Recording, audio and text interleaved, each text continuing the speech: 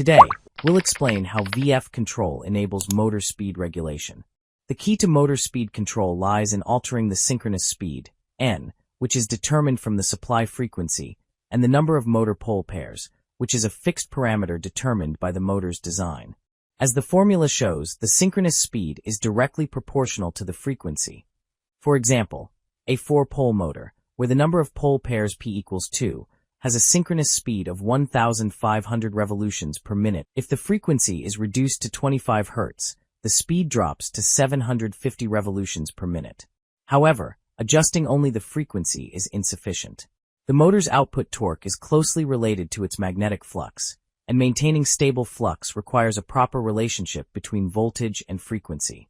If the frequency is decreased without reducing the voltage, the magnetic flux will saturate, causing the motor to overheat. Conversely, if the frequency is increased without raising the voltage, the magnetic flux will weaken. Therefore, in VF control, the VFD follows a predefined VF curve. While changing the output frequency, it proportionally adjusts the output voltage to maintain a roughly constant VF ratio. This approach aims to maintain stable motor flux, ensuring the motor retains adequate load capacity across different speeds. We can understand this from two perspectives. From a magnetic flux perspective, maintaining a constant VF ratio ensures the stability of the magnetic field, which is the foundation for torque production. From a power perspective, according to the torque formula, when the speed N decreases, maintaining a constant torque requires the motor's output power to decrease proportionally. Since power equals voltage times current, VF control's proportional reduction of voltage aligns with this required decrease in power, achieving an ideal constant torque output characteristic. It's important to note that this constant torque is an idealization.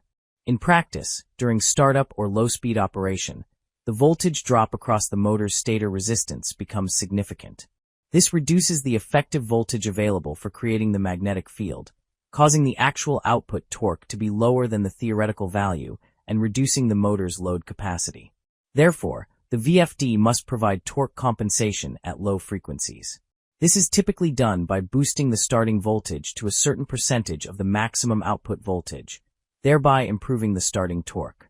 This also demonstrates that VF control operates based on a preset curve and cannot adjust its output in real time based on load changes. Consequently, it has a poor dynamic response and is unsuitable for applications with significant load fluctuations or high requirements for control precision.